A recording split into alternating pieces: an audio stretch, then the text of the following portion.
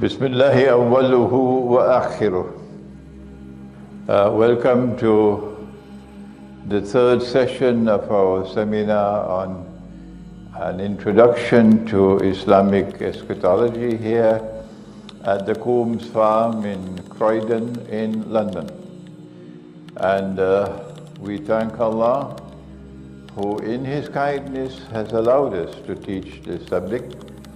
It is not an easy subject, but by Allah's kindness and grace and guidance, we are able to present to you in this session two main actors in the stage of the world in the end time. The first is an individual, and the second, a people. The Arabs did not know how to deal with this phenomenon of someone who was born in their midst and who grew up so truthful and trustworthy that they even gave him the name Al-Amin, the truthful one, the trustworthy one. And yet, when he was fully 40 years of age, and a grown-up man, nothing crooked in him, at this age he should stun them in declaring that he is a prophet of the one God, like unto Abraham and Moses and Jesus alayhim salam. They didn't know how to deal with this. So they said, let us send a delegation to the northern city of Yathrib, now known as Medina, because there are large numbers of Jews over there, and they have had numerous prophets. So maybe they can help us. How can we determine whether or not he is indeed a prophet? You will find this analysis in my book entitled Surah Al-Kahf and the Modern Age. So the delegation went to the northern city of Yathrib and met with the rabbis. And they said, ask him these three questions which only a prophet can answer. And if he answers them correctly, then he is indeed a true prophet. The answers, of course, are with them, the rabbis, so only they can confirm that the answers are correct. Question number one, ask him about the great traveler who traveled to the two ends of the land. Strange question. Only a prophet knows it. Ask him, number two, about the young men and the cave. Strange question. Only a prophet knows. Question number three, ask him about the ruh, the spirit. So the Arabs, the delegation came back to Mecca, and the leaders of the Quraysh came to Nabi Muhammad ﷺ with the three questions. And Allah sent down the answers in the Quran. But two of the answers are in one surah of the Quran, Surah Al-Kahf, and the third answer is in another surah, the one that came before Surah Al-Kahf, which is Surah Al-Isra, which also has a second name called Surah Bani Israel. Indeed, what is being conveyed to us is that there is a dynamic link between these two surahs. Surah Bani Israel and Surah Al-Kahf. If you want to understand Surah Al-Kahf, you're going to have to use Surah Bani Israel in particular to understand Surah Al-Kahf. When Allah sent down the answers, He did it in a in a special way. And that is that he first repeated the question and then he gave the answer. For example, وَيَسْأَلُونَكَ عَنِ الرُّوحِ بَعْدَ أَعُوذُ بِاللَّهِ مِنَ الشَّيْطَانِ الرَّجِيمِ. And they question thee about the ruh, O Muhammad alayhi salatu wasalam. قُلِ الرُّوحُ مِنْ أَمْرِ رَبِّي. And then Allah answers the question. And then وَيَسْأَلُونَكَ عَنْ Dhul-Qarnayn. And they question thee, O Muhammad sallallahu ta'ala alayhi wa sallam, about the great traveler who is known as Dhul-Qarnayn. And then Allah proceeds to answer the question. But wait a minute. Insofar as question 3 is concerned, he does not repeat the question, indicating that there is something special about this one which he wants to remain concealed. There's a cover over it. This is why he does not repeat the question. You have to study the Quran with great care. Nothing happens by accident in the Quran. So when we deal with question 3, we know we got to look underneath to find what is it. The question concerning the ruh is very important because the Messiah is also known as a ruh, and the Jews believe that the Messiah who is to come is a ruh. So that's why they ask about the ruh, connected with the Messiah. But in answering the question, Allah subhanahu wa ta'ala simply said, قُلِ الرُّوحُ مِنْ أَمْرِ رَبِّي. Say to them, the ruh is from my Lord. Bas, fakat, that's it. So he does not disclose anything more. No. وَمَا أُوتِيتُ مِنَ الْعِلْمِ إِلَّا قَلِيلًا. And I have not given you knowledge except a little bit. So they're still waiting. They want to know about the ruh and the Messiah, and he does not give it to them. When the Prophet ﷺ delivered this message from Allah, this is the answer, the answer reached them in Yathrib. It reached them. So when the Hijrah took place and the Prophet ﷺ is now in Medina, they came to him and they asked him, the Jews, they said, O Muhammad sallallahu alayhi wa sallam, when Allah said that I have not given you knowledge except just a little bit, was he referring to us or was he referring to the Arabs? Because they believe they are the elite of mankind, the intellectual elite, the chosen of the Lord God. And I referred to Surah Al-Jumu'ah, you remember? In za'amtum annakum awliya'u lillahi min dunin nas.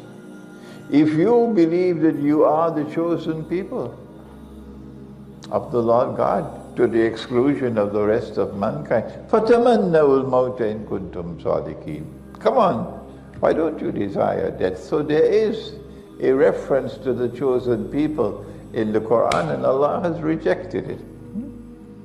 So the Prophet replied to them and said, Allah was referring to both of you, to the Jews as well as to the pagan Arabs. If you want knowledge, you have to come to this Nabi and to this book. And so we are a people blessed by Allah with knowledge that they don't have. What are we doing with it? I'll tell you. We eat our biryani and go to sleep. That's what we're doing. Allah has given to us knowledge that no one else has. And we're just sitting with it and fighting with each other over peanuts and eating biryani and going to sleep. That is the pathetic state of this ummah. So they were stunned by that answer. So what is the relationship between the Messiah and the Ruh? When it came to question number 2, the great traveler who traveled to the two ends of the land, and he's known by this nickname of Dhul-Qarnayn, the one who possesses 2 qarn. A qarn is a horn, so Qarnayn, 2 horns, or a qarn can be a generation, a people, an age, an epoch. Which one is it? The Quran has never used the word qarn to mean a horn. Never. Every time the Quran has used the word qarn, it's the other meaning. Every time. Never, never, never to mean horn. So proper methodology is to be consistent. So when the Quran uses the term Dhul-Qarnayn, consistency requires that we must accept it to refer to someone who impacts on 2 ages, on 2 people. And he's someone who has faith, yes, and he's someone who's endowed with power. Allah gave him power. And he can pursue whatever objective he chooses to pursue. And how does he use his power? When power rests on the foundations of faith, how is it used? When power rests on the foundations of faith, how is power used? He travels in the direction of the setting of the sun. And he reaches a body of water. And it is dark and murky, meaning visibility is very shallow. And there he comes across a people, and Allah says, how would you treat with them? How would you deal with them? And his response is, those who are guilty of oppression and wickedness and injustice, I'll punish them. So power is used to punish the oppressor. And when they return to you, you will also punish them. So when power rests on the foundations of faith, there's harmony between this world and that. And those who are righteous in conduct and have faith, I will treat them nicely and reward them. So when power rests on the foundations of faith, power assists those who live the religious way of life. What will be the opposite of that? Watch it. Watch it. Then he travels in the opposite direction to the rising of the sun. If on this side he is blocked by a body of water, and if he is traveling to the 2 ends of the land, you don't need a PhD to understand that there'll be a body of water on that side also. Otherwise, you keep on traveling all around the earth.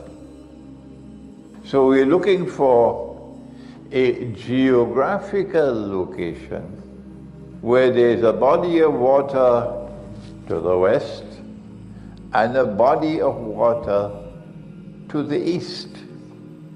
And there he comes across a people, and Allah is very, very, very economical in his use of language.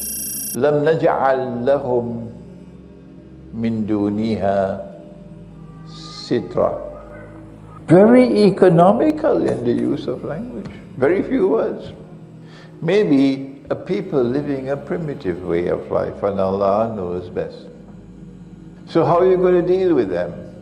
Dhul-Qarnayn has the wisdom and the compassion and the sense of respect for human rights to allow them to continue to live undisturbed. So it is the characteristic of power when it rests on the foundations of faith that it respects human rights, even of a people who live the primitive way of life. What could be the opposite of that? And then he travels in a third direction, and we know that it has to be north.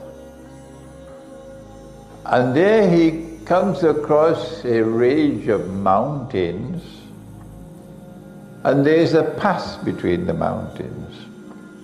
So our geographical inquiry now is for a body of water to the left, a body of water to the right, and a mountain range between them. An impassable mountain range with a pass in between. One pass. And we know the shape of the pass. The shape of the pass is like Sadafain. The two sides of a shell, that's the shape, the two sides of a shell. وَلَمَّا سَاوَى الصَّدَفَيْنِ. There he comes across the people. لَا يَكَادُونَ يَفْقَهُونَ قَوْلًا. These are a unique people who speak a unique language, not connected with the regional languages. So the geography increases now by which we can recognize where we are. It has to be a body of water on this side, a body of water on this side, a mountain range in between that is impassable, and between it there is a pass, one pass, only one, and the people who are resident there speak a unique language unconnected with the regional languages. And these people then say to him, Inna Ya'juj wa Ma'juj mufsiduna fil ard. And Gog and Magog are committing fasad in our territory. Fasad is not just corruption, to corrupt something. You know, like corrupting money. Fasad is more than that. It is that which corrupts and in the process destroys. And so Allah reserves the worst punishment of all for fasad fil ard. Cut off their hands and cut off the legs from opposite sides and crucify them. Fasad. And these are agents of fasad, Gog and Magog. If they are agents of fasad, and fasad is sinful conduct, unjust conduct, can they be angels? No, because angels don't commit sin. Angels don't oppress. Well then, if they're not angels, can they be jinn? That's a possibility, yes. The jinn can be unjust. Or they can be human beings. Unless you did your PhD in Disneyland or in Hollywood. It's either angels or jinn or human beings, nothing else. Nothing else that Allah created as beings. Angels and jinn and human beings. So you are cornered now with your schoolboy methodology. Gog and Magog have to be either jinn or human beings. Can they be jinn? They ask him, we're prepared to help you, to pay you. Can you build a barrier to contain them? And he builds a barrier made of iron and steel. Can you contain the jinn? with a barrier built with iron and steel. The jinn will pass through the barrier. So they can't be jinn. So they have to be human beings. But when Allah sent human beings from heaven to live on earth, did He send them to live in the interior of the earth? وَلَكُمْ فِي الْأَرْضِ مُسْتَقَرٌّ وَمَتَاعٌ إِلَى حِينٍ. You're going to live on earth, and earth will be your place of abode and sustenance. And sustenance. Can human beings live in the interior of the earth and be provided with sustenance? Where did that rubbish come from? From which garbage bin did that rubbish come from? When will they learn proper methodology? These schoolboys corrupting people's thinking. And when you try to teach them, it goes through one ear and it comes out of the other. So leave them, leave them, leave them, and let's move forward. I have had enough of their nonsense, and I'm fed up of them. Gog and Magog have to be not only human beings, because they're committing fasad. And angels cannot commit fasad. And the jinn cannot be contained by a barrier.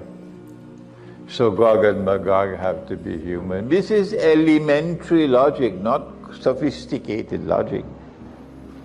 But also Gog and Magog will have to be resident on the surface of the earth.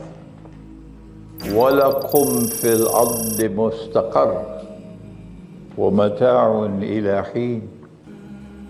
Because Allah sent us to live on the surface of the earth, which can sustain us.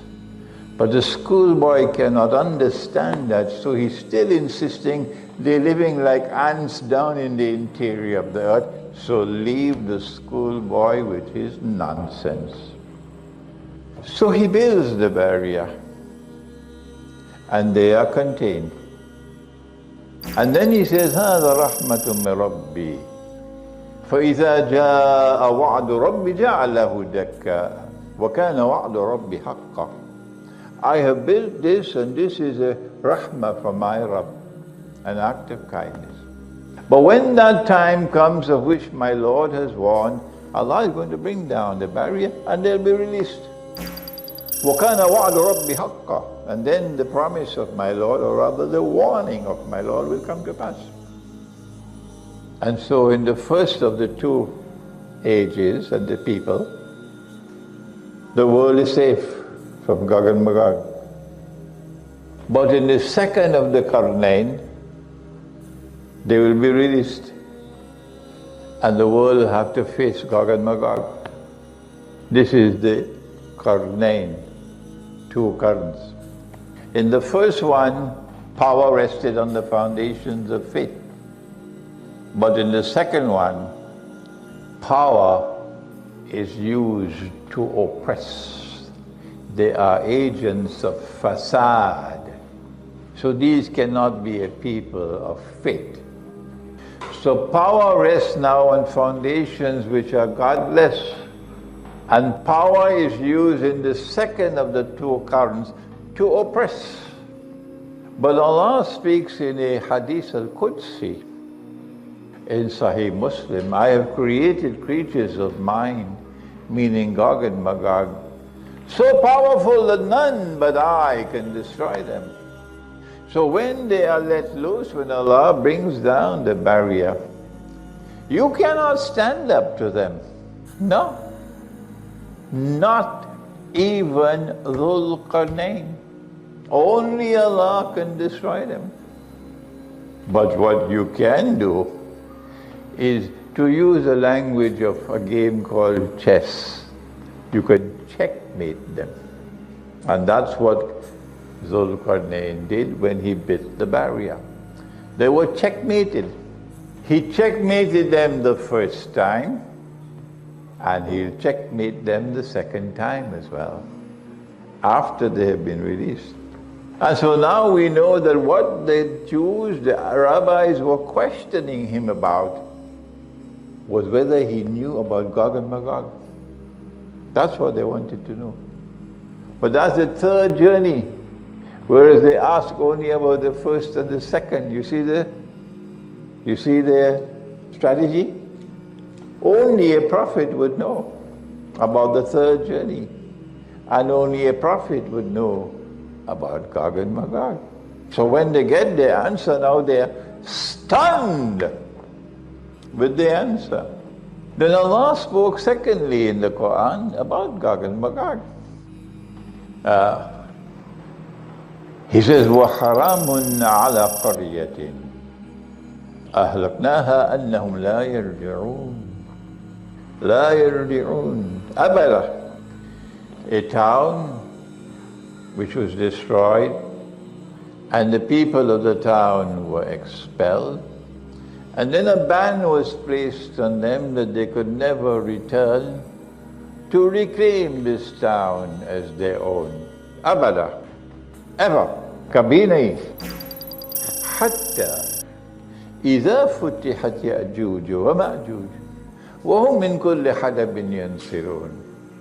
Until Gog and Magog are released. Notice the language. Notice the language. Futihat. Futihat. Released. He didn't say ba'atha. Ba'atha is to send. This is futihat, to release. When Gog and Magog are released, وَهُمْ مِنْ كُلِّ حَدَبٍ يَنْسِلُونَ. And then with their indestructible power, they spread out all over the world. And they take control of the world in what is the world order of Gog and Magog. When that happens, then you will see these people being brought back to this town to reclaim it as their own. If the schoolboy wants to say it is Chicago, well, it's up to him. We know that it is Jerusalem, and that the Quran is saying that when Jerusalem was destroyed and the Jews were expelled, and then a ban was placed on them for 2,000 years, they could never return. When you see them returning to the Holy Land after 2,000 years, then that is the mother of all signs that those who are bringing them back to the Holy Land are Gog and Magog. And so Gog and Magog are connected with Dajjal, of course, because in order for Dajjal to fulfill his mission of impersonation of the true Messiah, and the true Messiah has to bring back the Khilafah state, the holy state, in Jerusalem, and it must become the ruling state in the world. And he, the Messiah, will rule over that ruling state in the world. And may I pause to remind you once again, and I think I'm going to have to keep on reminding you until I die. I will have to keep on reminding you until I die. And even so, there will still be those who will not understand. The brainwashing is so profound and so intense that Allah sent the Messiah to Banu Israel.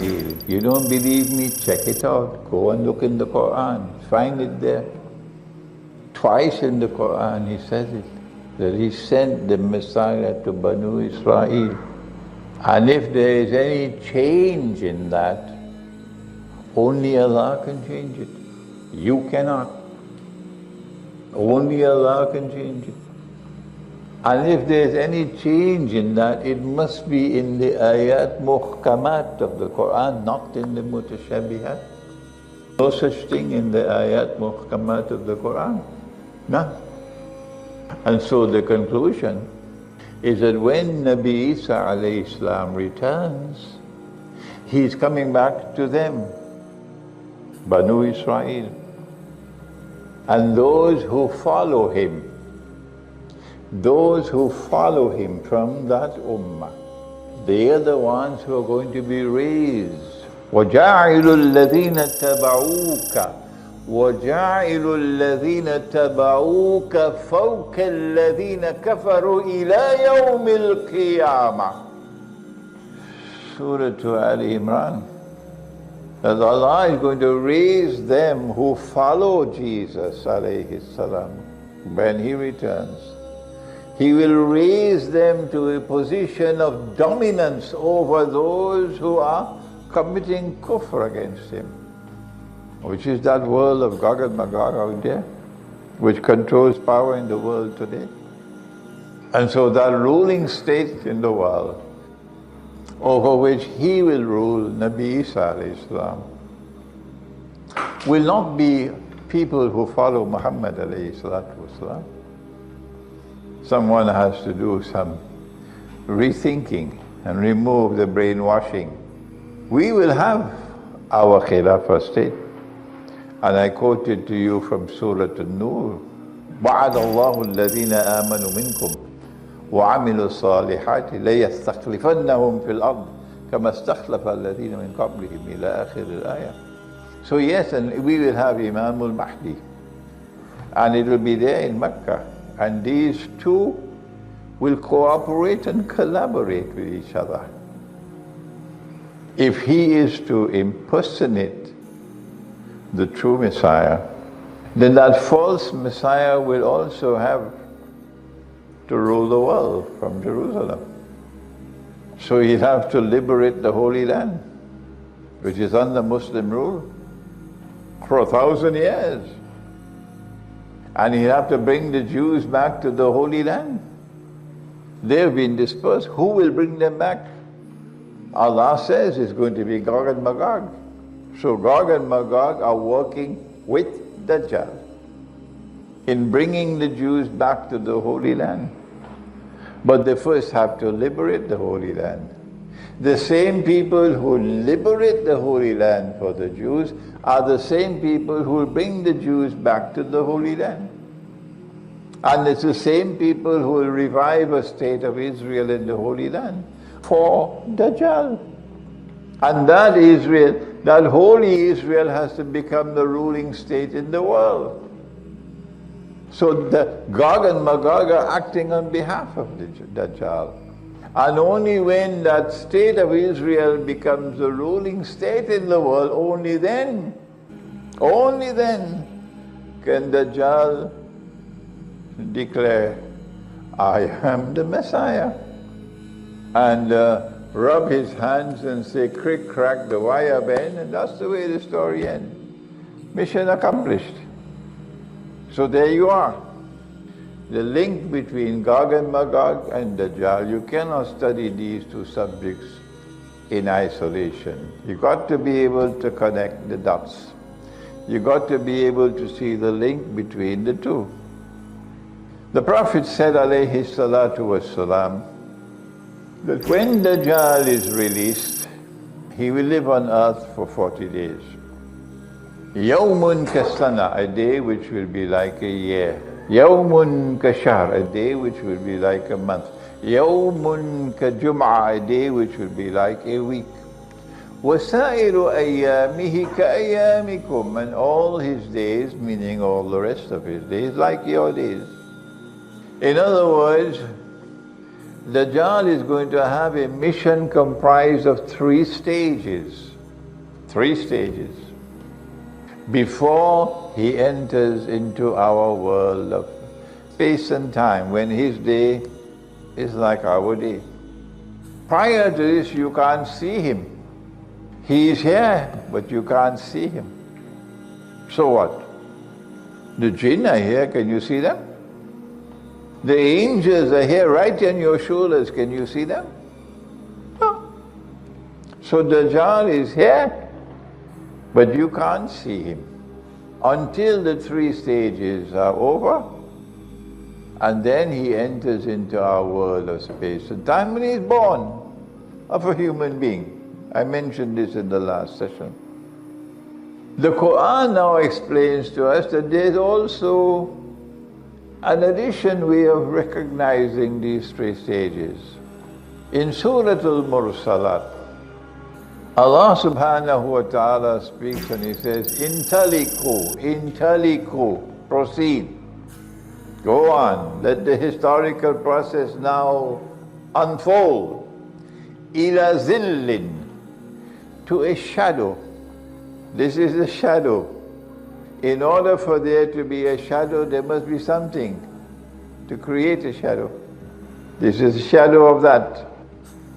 Ila zillin zi salasi shu'ab.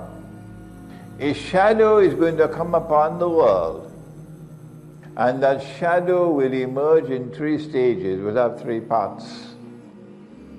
And our interpretation, and of course you know, when you interpret, you must say Allah knows best. Because only Allah, only He can confirm that an interpretation of mutashabihat is correct. Only Allah. So we make an interpretation, we have the right to do so. Allah sent the Quran لِقَوْمِ يَتَفَكَّرُونَ. He didn't send the Quran to people who eat biryani and go home and sleep. He sent the Quran to people who think.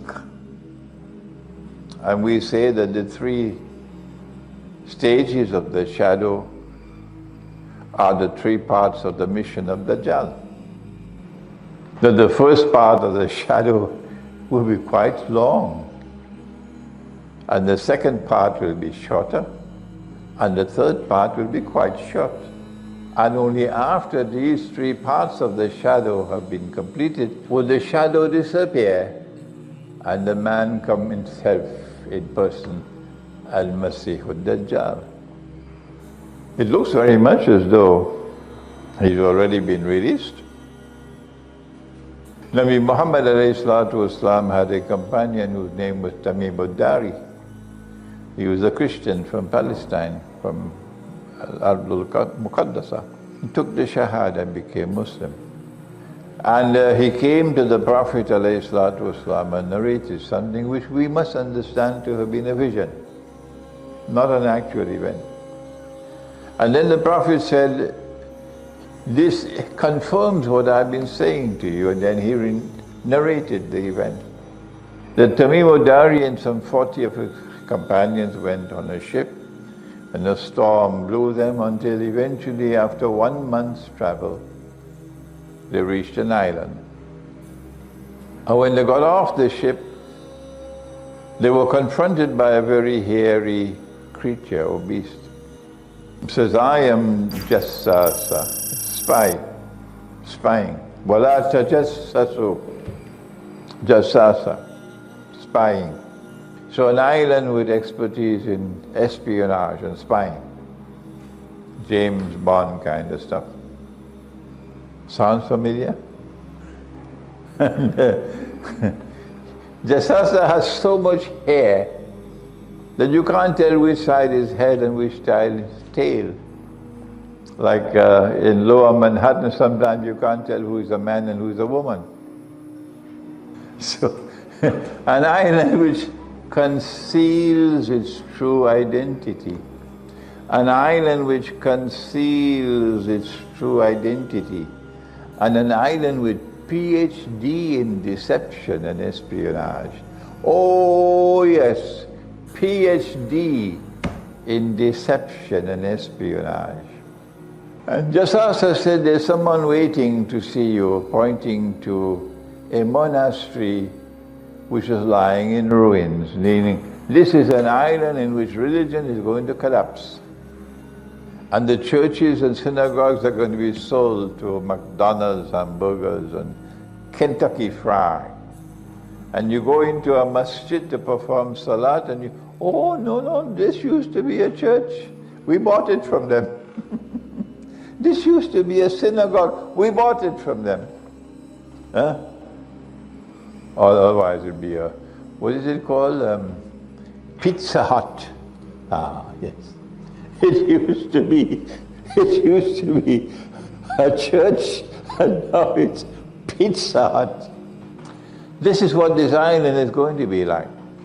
And there's someone waiting to see you. So we rushed to the monastery lying in ruins. And there we met him, Dajjal. He was powerfully built, yeah?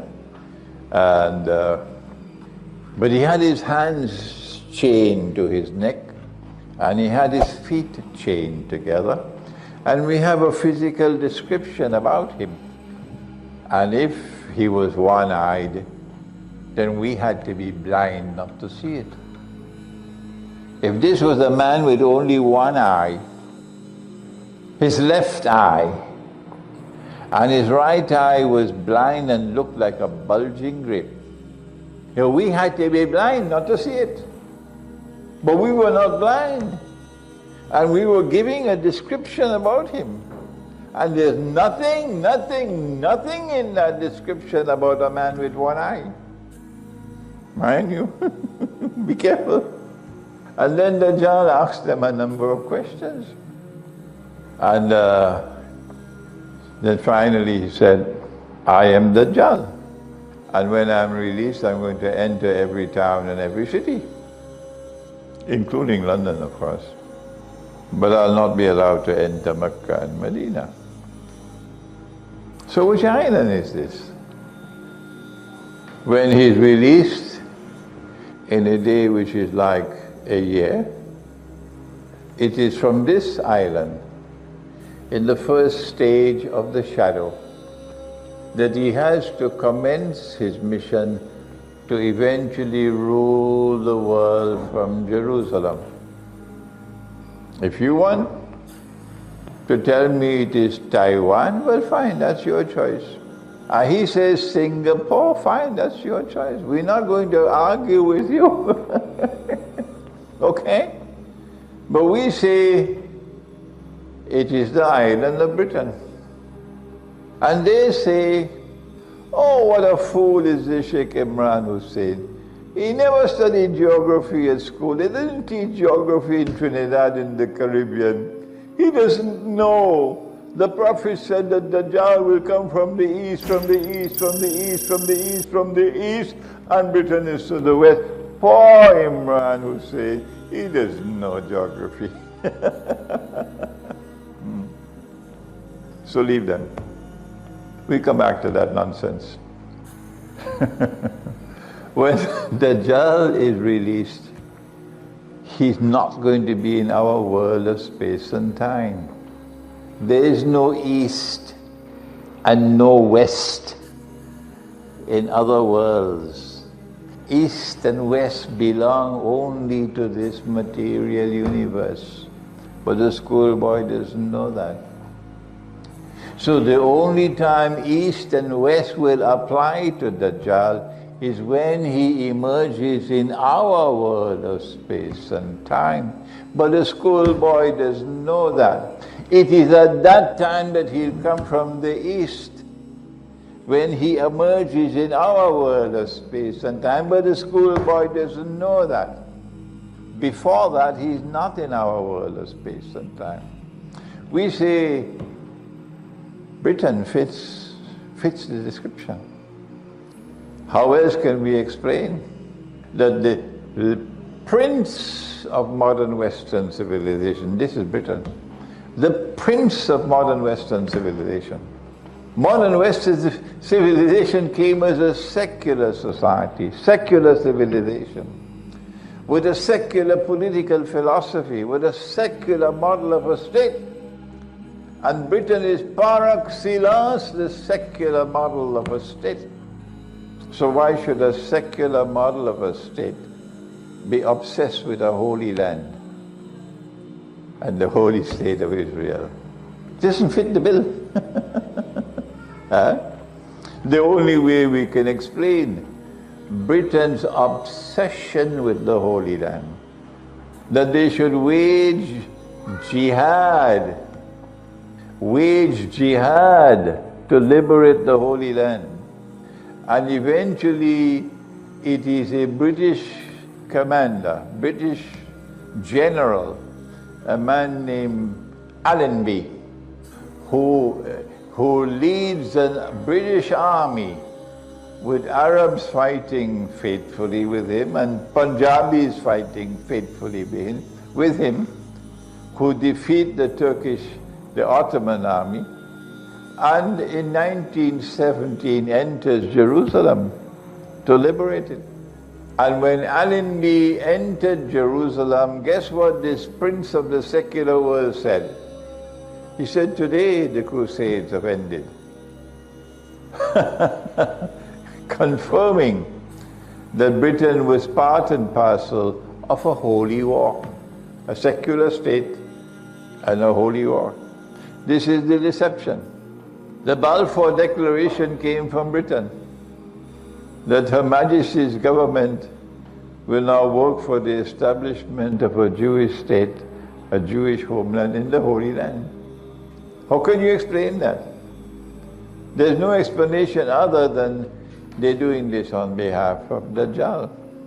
And then when they conquered Jerusalem, the Holy Land then entered into British possession. Britain now ruled over the Holy Land in what is known as a mandate. Mandated by who? By God? Mandated by whom? The Holy Land. And Britain rules over the Holy Land until 1948. Yeah? And then how is power transferred? Whenever Britain had to decolonize, the British were meticulously punctual in ensuring a legal transfer of power. You must have constitutions in place. You must have an entirely foolproof transfer of power from the colonial power to the new regime. And then you have the flag and the national anthem and all these things. Every time they did it, except this one. For this, there was no transfer of power. No. They left like a thief in the dark. We say the island is Britain. And we say that the first stage of the shadow gave to the world Pax Britannica and gave to the world the sterling pound as the universal currency, bogus and fraudulent money used to rip off mankind. And then we say the second stage of the shadow was Pax Americana. And now the US dollar replaces the sterling pound. And the United States displays the same obsession with the Holy Land and with Israel up to this moment. Up to this moment. And we say that the United States is acting on behalf of Dajjal, that this is the second stage. And we say that we are now in that moment of time when stage 2 of the shadow is about to be replaced by stage 3. Intellico ila zillin zi salasi shu'ab. Intellico ila zillin zi salasi shu'ab. And the Pax Americana is about to be replaced by a Pax Judaica, so that Israel can rule the world. So we say that Dajjal has already completed most of his mission. He had to first liberate the Holy Land. He did that with Gog and Magog, 1917. He had to bring the Jews back to the Holy Land. He did that with Gog and Magog between 1917 and 1948. He had to restore a state of Israel in the Holy Land and get them to believe that this is Holy Israel. He's done that. He did it in 1948. And he has to cause that Israel to become the ruling state in the world. And that's why you have cryptocurrency now. Oh yes. That's why you have cryptocurrencies and bitcoins. But if you study the subject in isolation, you won't be able to understand. If you understand the subject as a whole, then you realize that bitcoins and cryptocurrencies are there to facilitate the process of dismantling this monetary system, which is under the control of governments, to replace it eventually with one currency for all of mankind under the control of Israel. So we say that Dajjal is already released, and when a day like a week has ended, then Dajjal will be able to then proclaim himself to be the Messiah. But this is our next session that's coming, the timeline of events with which history will end. I have done a lot in 1 hour. I can't believe it. I have introduced you to the two major actors of the end time. I have introduced you to Al-Masih, ad-Dajjal, and I have introduced you to Gog and Magog. And now there remains only one thing more. I can take 5 minutes and we can end. What is this business about the Jasad? What is the implication? Because he has to be born as a human being. And our Prophet described him that he'll be a Jew. He'll be a young man. He'll be powerfully built. He'll have the curls that the Orthodox Jews have. So how can he be a Jasad? In what way is he not a full human being? Or if I were to let the cat out of the bag, how can we recognize this automaton? The answer is located in the analysis of what constitutes the self, or sometimes called the ego. That a human being is endowed by Allah with an amana. Inna aradna al-amanata ala al-samawati wal-ard wal-jibal. An amana, a trust. And when that amana was given to the human being, it elevated him to such a high status that Allah said to the angels, "Isjudu li Adam." Make sajda before Adam. This is not sajda of ibadah. No. In the first page of the book of history, sajda is an act of respect, not of worship. And that sajda is a part of truth. A sajda where you bow down and prostrate yourself before a human being is an act of respect which is located in the first page of the book of history. Go check it out. It is only in this, the last chapter of the book of history, and only us, we are the only ones who are prohibited now from bowing down and prostrating. No, we can prostrate only before Allah. For us, this will be worship. We cannot worship other than Allah. Only this ummah. But the Hindu wife, to this day, has preserved a part of the truth, which is located on the first page of the book of history. And I have to tell the Hindu that because he doesn't know it.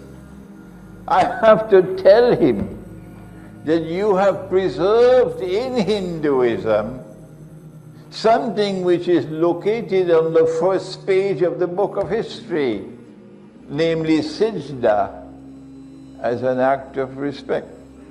That's what the Hindu wife does when she touches the foot of her husband. She's not worshipping him. So what is it that Allah gave to the human being?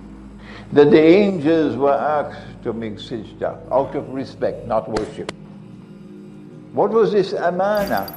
Inna aradna al-amanata ala samawati wal-ard wal-jibal. Answer, Allah gave to the human being what He did not give to the angels. Now, what is it? He gave to the human beings consciousness of self. The animals don't have that, the trees don't have that. But yes, an angel can say, I am Gabriel, I am Jibreel. So an angel does have consciousness of self.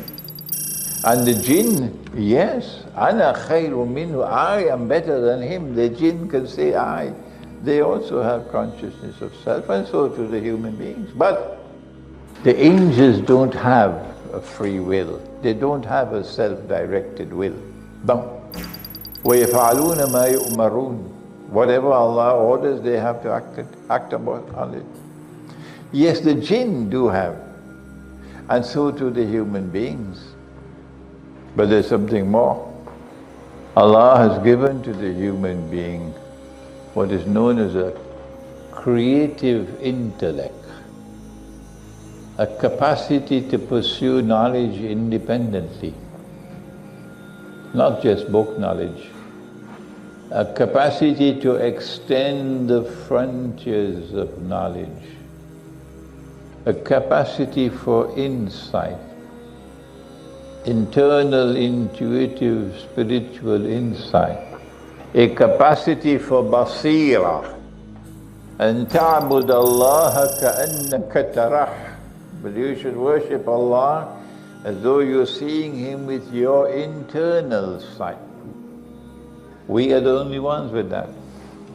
If Iblis had that, Iblis would have recognized that I ought to bow down in respect for him. Iblis didn't have that. So Iblis felt I am better than him. He lacked the capacity to recognize what Allah had given to Adam alayhi salam. He didn't have the intellectual capacity. He didn't have the spiritual insight. And so he said, no, I'm not going to do it. Ana khayru minhu. خَلَقْتَنِي مِنْ نَارٍ وَخَلَقْتَهُ مِنْ طِينٍ. All he could see in a human being is the clay. He couldn't see anything more than that.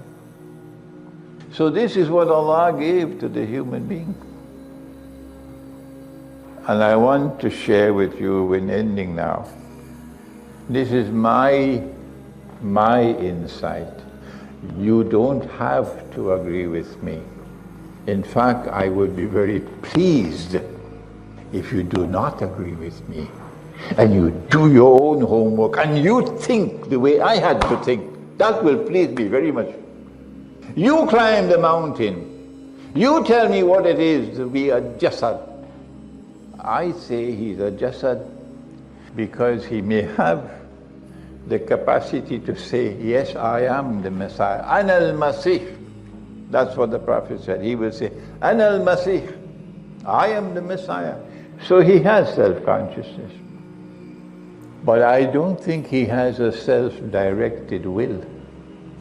Because if you have a self-directed will, you can choose and you can make mistakes.